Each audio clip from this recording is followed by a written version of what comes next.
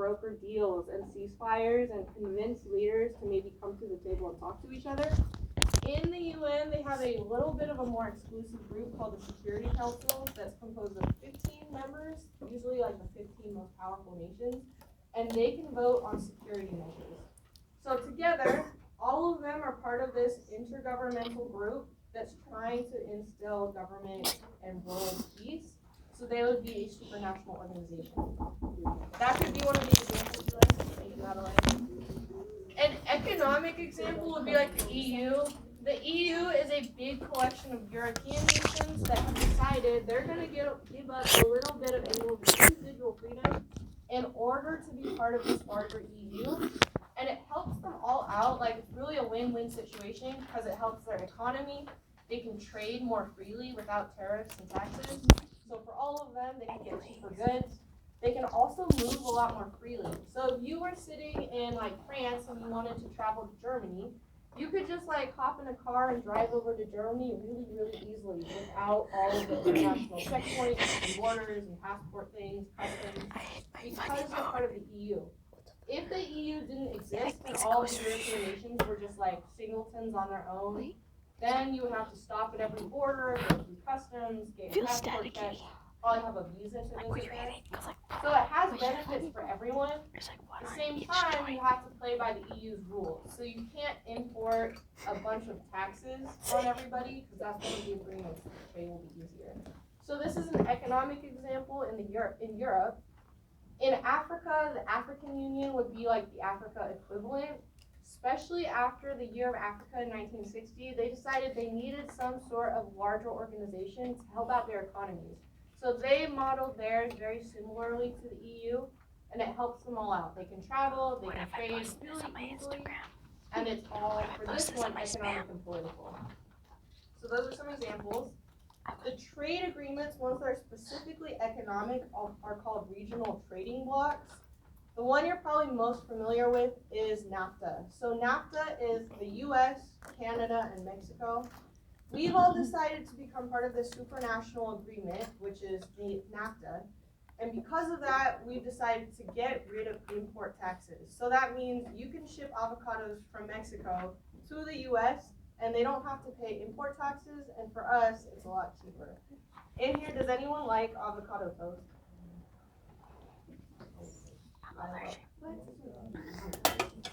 That is such an unpopular. Who in here doesn't like avocados? I love avocados. That's like what I would have all the time. So if you go to the grocery store and you see avocados, like they're pretty cheap. The reason that they're so cheap, even though many of them are grown in Mexico, is because of this regional trading block. We don't have to pay more taxes and then more money because they can trade them freely between our borders. Economies of scale goes into this idea, but it's more of a business decision.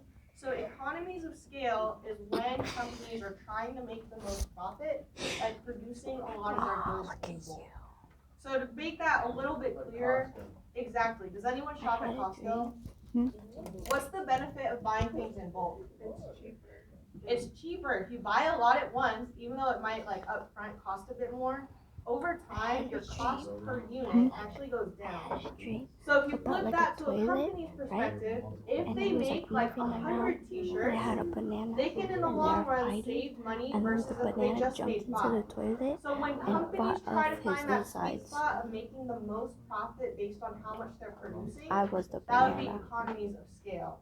So here, economies of scale is when companies try to find the right amount of product to make the most money. It's a little bit of a random term to throw in here. It doesn't fully go with supranational organizations. But if you see a problem about a specific company maybe deciding how many candles to produce to make the most money, that would be an example of economies of scale. They're looking for how they can save money by producing things in bulk. And trade blocks help us save money as a country. So again, at some point, if anyone in here takes like economics classes, you do a lot of graphing things. Companies are looking for where in the graph are they saving the most money by producing maybe 1,000 candles instead of just 10, or where are they spending too much money if they make too much of something. So that's economies of scale. And then NAFTA, is that regional trade agreement that we just looked at as the trade bloc. So we're gonna watch a short video about NAFTA. Technically today it's no longer called NAFTA, even though everyone still calls it NAFTA. Today it's called NAFTA USMCA, which doesn't sound as fun. So everyone just still calls it NAFTA, but technically it's been updated to the USMCA part. And if you hear NAFTA, it's the same thing. So this came from the 90s when they were trying to open up some trade and help everyone out. So this is some impacts of NAFTA, which again, it's a win-win for US, Canada, and Mexico, because all of us can trade more easily. And for consumers, we can get really cheap avocados, if you like them. You might have heard of NAFTA, also known as the North American Free Trade Agreement. It was the first agreement of its kind and still makes the world's biggest free trade area. So, just what is it? Well, let's begin with the basics. First, it includes Canada, the US, and Mexico. It was proposed in 1992 by these guys, and it was extremely controversial. Critics feared massive job losses, with businesses packing up and moving production to Mexico. Supporters, though, they claimed that it would lead to cheaper goods, and that would lead to economic growth. In fact, it was so controversial that in the 1992 presidential election, a billionaire outsider presidential candidate shot to the top of the polls railing against it. Businessman Ross Perot. Sounds pretty familiar. But NAFTA won out in the end with Congress and then President Clinton ratifying it in 1993. We are ready to compete, and we can win. NAFTA is a large, incredibly complicated document, but at its core, it's pretty simple. Before NAFTA, when items were imported, they were taxed. After NAFTA, they weren't. This protects goods made domestically at the expense of consumers, since the tax on foreign products is passed down. Higher tariffs, more expensive goods, less trade. Free trade agreements like NAFTA remove those tariffs, incentivizing trade and lowering costs for consumers. Tariffs were greatly reduced at the start of the agreement in 1994 and totally eliminated by 2008. So what did NAFTA accomplish? It's not easy pinpointing the exact effects that NAFTA has had because there are many factors in how economies function, but since the agreement, U.S. trade amongst Mexico and Canada has tripled. The U.S. trade deficit with Canada and Mexico has increased significantly. But according to this congressional report, NAFTA actually hasn't had that large an effect on the U.S. economy. NAFTA only increased the U.S. GDP by a few hundredths of a percent because relative to the size of the total economy, trade with Mexico and Canada isn't that big. So the biggest question of all, how has it affected American jobs? Economists agree there's no simple answer. It's impossible to completely separate the effects NAFTA has had on the economy from other external forces like recessions, currency valuations, technological automation, and overall increases in globalization. Many U.S. manufacturing jobs have moved overseas to countries that America doesn't even have free trade agreements with, like China. Overall, domestic manufacturing has taken a spill. Trade has increased, and goods are cheaper. So the biggest takeaway, they talked about a lot of economic terms, but the biggest takeaway is that it eliminates those trade tariffs. So in the past, if you were to ship avocados across the border, you would have to pay import taxes. Then it would make it more expensive for us. They got rid of all of those, so you can trade freely across the borders now. So NAFTA is the most well-known, especially since we're in the U.S. and we're part of it. In the world, there are other agreements. You might have heard of So in Southeast Asia, one of the equivalents, what they have, it's not called NAFTA, but theirs is called the Association of Southeast Asian Nations. So everything in orange has a similar trade agreement. They've given up a little bit of their individual freedom. They can't just tax things however they want anymore. But in return, all of them are going to benefit from this economic boost. They can trade freely, they can make more money, and also they can get goods for cheap since they're all part of it. So it's all about economics and growth. So those would be economic examples. Likely, if you see it on the test, it'll be NAFTA. And then the very last one we're going to look at to wrap up 31 is the military alliances. So we've looked at some diplomatic ones. We just look at economic ones. The military alliances are all about military defense. And for us, the main one we're looking at is NATO. So North Atlantic Treaty Organization is what keeps all of these blue countries allies with each other in the event that maybe a war happens or if someone gets attacked or bombed. So this one is the one you've probably heard about in the news the most because this is the one that actually concerns our military and where we send our military. This is a little bit of an outdated map from your textbook. Currently, Finland, so this like long country here, is also part of NATO. NATO, Finland, that's like the newest addition. The reason you've heard it in the news very recently is because, do we recognize this country? Oh, that's France. Close. That's France. Close. What's happening next to Russia? Yes. So this is Ukraine. Ukraine right now is not part of NATO. So when Russia invaded Ukraine, there was no alliance to guarantee someone would come to their defense. In the news, the reason that this has been brought up quite a bit is that if Russia were to ever extend their invasion into, say, Poland, that's right next door, then all of the blue countries would send their militaries to go defend Poland. It's also one of the reasons Ukraine has wanted to be part of NATO, because they know that Russian aggression is like right on their border. Yeah. How about Yes. Russia? Does Russia, like, so how Poland has, like, all the blue countries, does Russia have anything like that? Russia, let me see what it's called. Right now, Russia and China have more of an alliance. Let me look it Is up. it like written on paper, or is it just like?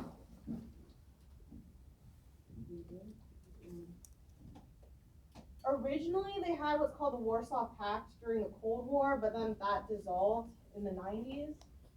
So hypothetically, if they did, like, after invading Ukraine, and they, like, accidentally went into Poland or whatever, and then all of their military went into Russia, and they accidentally went further than Russia, technically it could come up with, like, The more alliances come militaries, up. and then so on and so forth into a world war.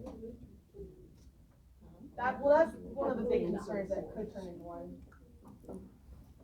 What I'm finding right now is that it's not an official alliance that Russia has with like Iran and China.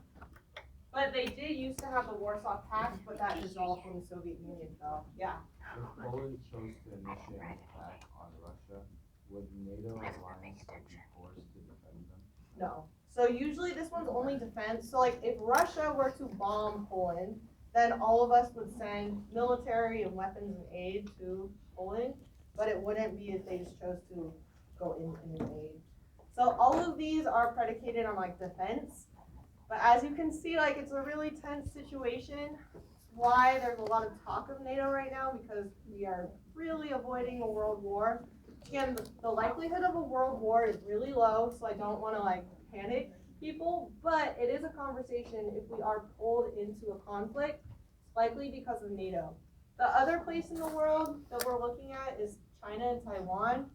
If China and Taiwan, or China invaded Taiwan, the US has said it will go defend Taiwan, which some people agree with, some people don't. So in the world, military alliances are a bigger deal because that can pull nations into bigger wars, which we're trying to avoid. But we'll see what happens there. Okay. Is there any questions about NATO military alliances?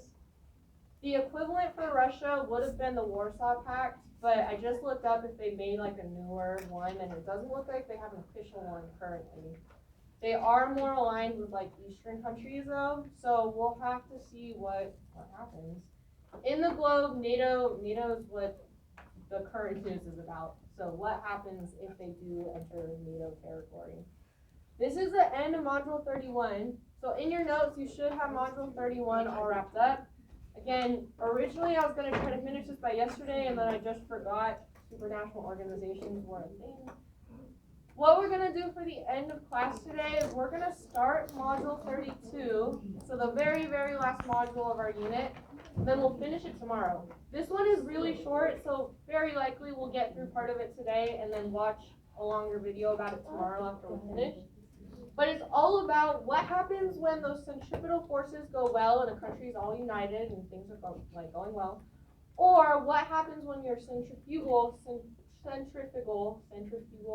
forces, the ones that tear each other apart, get really bad and in some cases end up in what's called a failed state.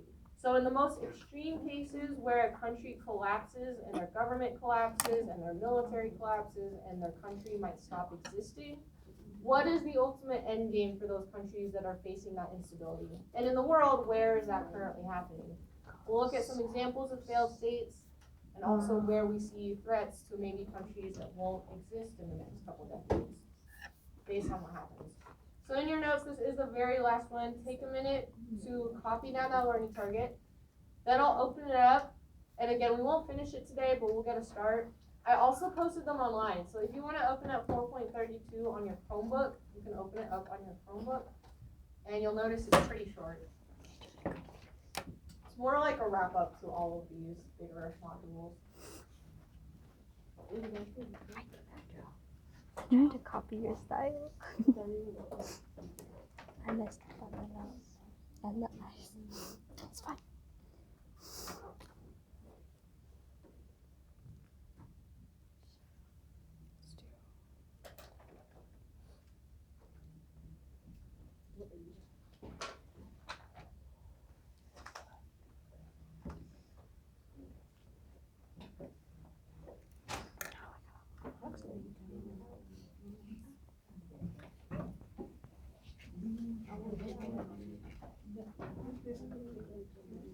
Okay. I'm gonna open up the slides. We'll get through the first big term today, which is really like the main term from this module, is really failed state.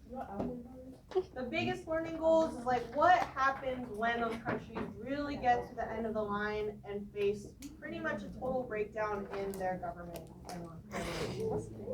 So the term that we'll start with today and also finish up tomorrow is called a failed state. Show your So best we've looked at a lot of examples of wars and instabilities and current news in this unit. best activities. When a country gets to the point where nothing is functioning anymore and the citizens are kind of Wait, living I have to in finish this it. Hold lawless, on. wild place of conflict, it Don't would be let- considered a failed state. So failed states are a state whose political or economic system has become so weak that the government is no longer in control. So you might see different rebel groups like fighting each other for power. There might be a really corrupt government of like super rich, elite, corrupt people that are taking bribes from everyone.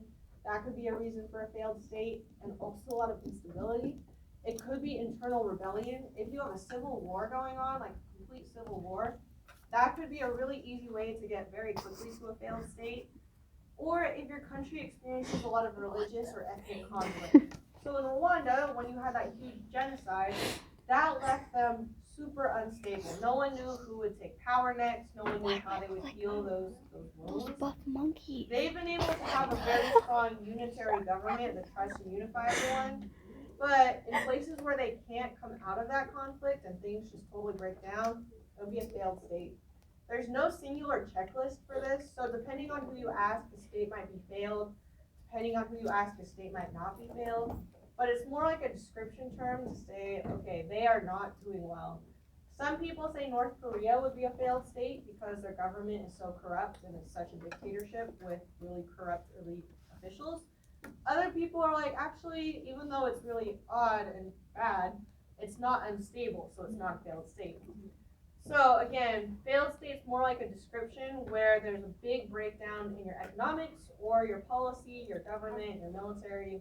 No one's really in control here. Usually it looks like loss of public services, so maybe all the hospitals got bombed and closed down, no one has a hospital. That could be an indicator.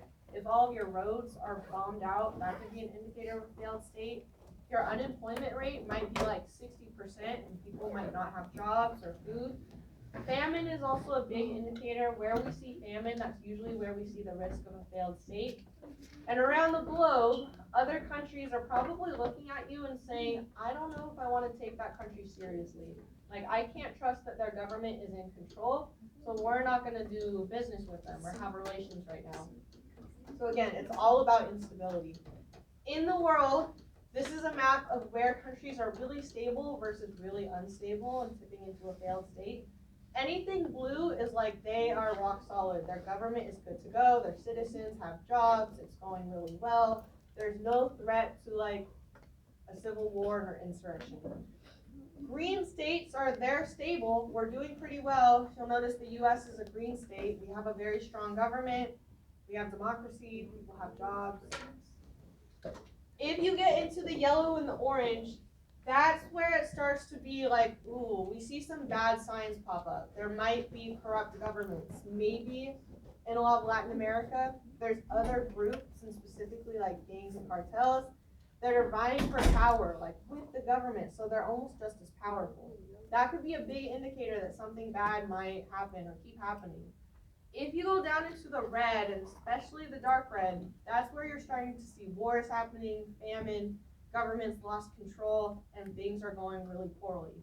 So this is from 2019, it's a little bit outdated, but the FSI is the indicator that they use to track what countries in the world were seeing this instability. So this was 2019. 2023, the FSI index, so they like track all of this, they included an updated statistic about what countries lost the most stability in 2023, which right now, Ukraine has seen the worst decrease in stability in the last year, which again, a lot of us have background, hopefully if you were here for the documentary, seeing what that looked like for Ukraine.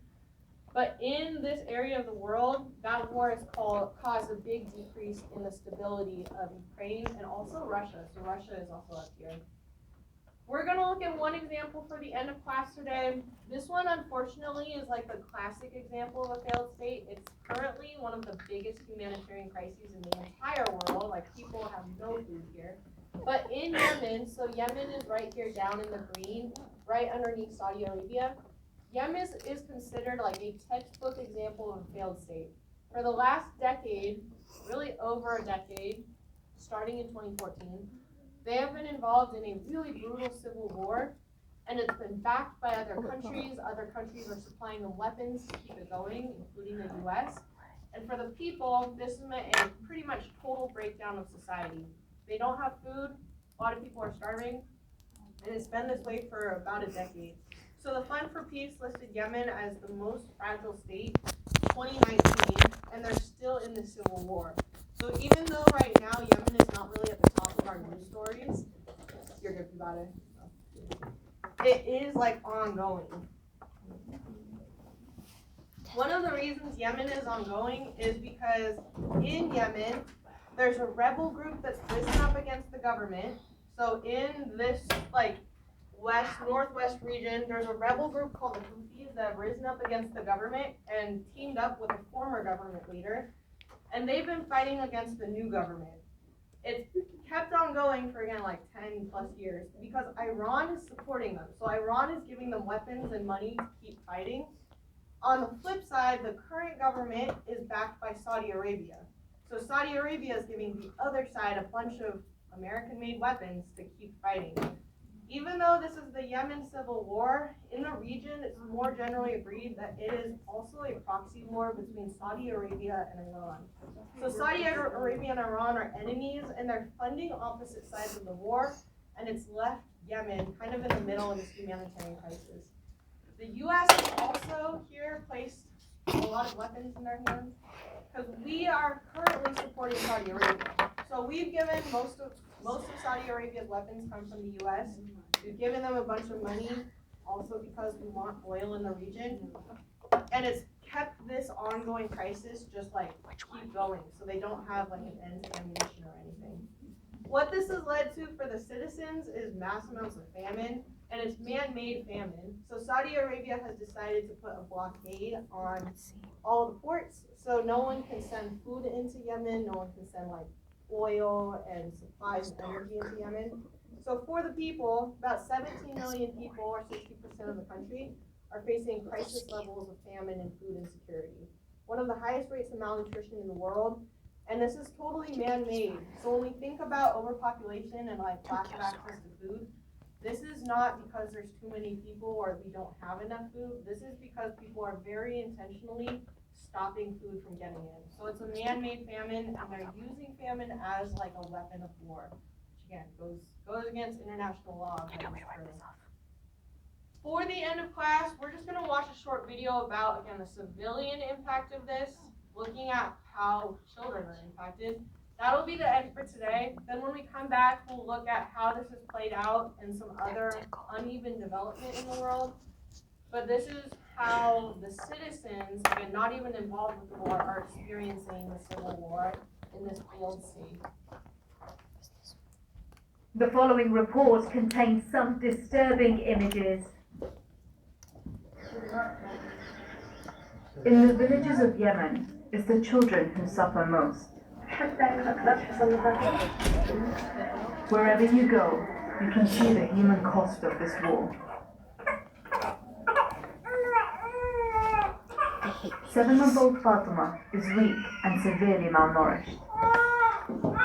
She's one of hundreds in this area alone. Baby, shut up. Her mother Sarah tells me she won't stop crying. It breaks my heart, she says. The only thing Sarah can offer her child is water. She's so malnourished herself that she's unable to breastfeed. Dr. Shuaib Muharram took me from village to village. Each time we saw the same thing. Yemen has always been desperately poor, but the war has made things worse. With frequent airstrikes, it's too dangerous for people to leave this area. They rely upon people like Ashwag and the little aid she can deliver. Today she's here to visit another child who's suffering from severe acute malnutrition. Abdurrahman is 18 months old, but weighs as much as a 6-month-old baby. Born 1 month after the start of the war, he's been malnourished all his life, so he can't even walk or talk. Lactose intolerant, Abdurrahman can't digest normal milk. Before the war, the milk he needs was widely available, but his condition now is life-threatening. It's not just the villages that are struggling. This war has forced 600 hospitals to close down, and lack of supplies has pushed this central hospital to the brink. Children are the most affected by malnutrition. Here, hunger has left 1.5 million children starving.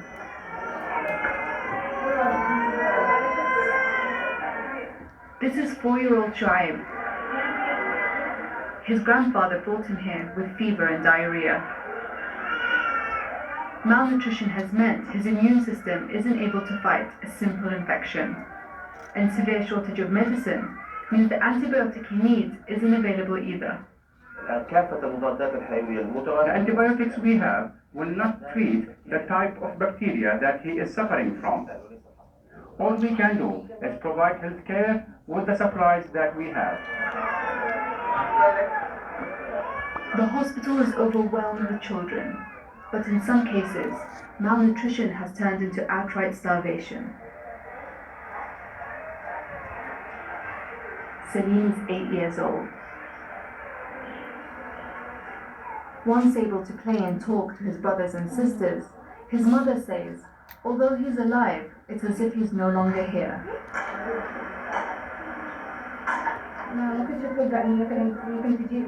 I never imagined I would ever see a child like this in Yemen. This boy is starving. It scares me that it may be the beginning of a famine. We hope it will heal today.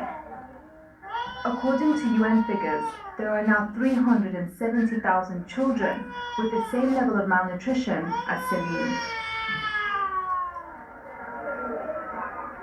4-year-old Shuaib's grandfather tells us his condition has taken a turn for the worse.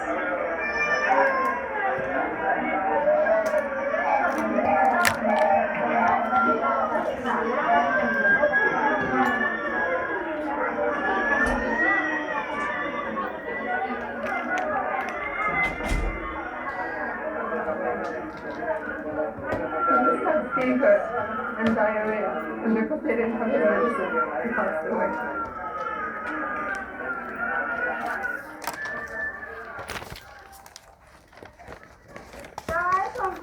Back in the village, Ashwag has some good news. After 6 days of phone calls and negotiations, Ashwag managed to import his life-saving milk. You've made me so happy and filled our home with happiness. I hope I can do the same for you. Poverty has always affected Yemen, but now there's a risk of losing an entire generation. Noel Al-Magati, BBC News, Hodeidah, Yemen. So like, pretty sad, but that's what a failed state looks like. It's really the worst case scenario for a country to be a failed state. All their hospitals were closed. You saw in the very like that segment, it took 6 days of phone calls and negotiations just to get that mother like 1 can of powder, right? So for the people in any of these failed states, it's really the worst case scenario. Yemen is the textbook example of this for the past like 10 years. So tomorrow when we come back, we're gonna stop here. When we come back, we're gonna look at where in the world is our failed state impacting people the most. In the world In is addition to Carmen what San it means Diego? for development. So what parts of Where in the world world is are really Carmen San well Diego? developed versus what parts are not, and then on a local level, what that looks like. So we only have 4 minutes left. For the last 4 minutes, we'll give you that time. If you have any late work you want to turn in, I'll take all of it. I'll take test corrections from any and all of the tests, even my test one.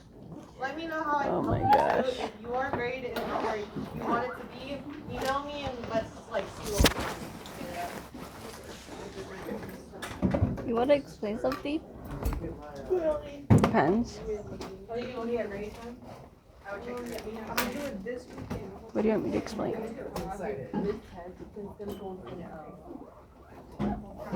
I don't know. I was gonna cut. I was.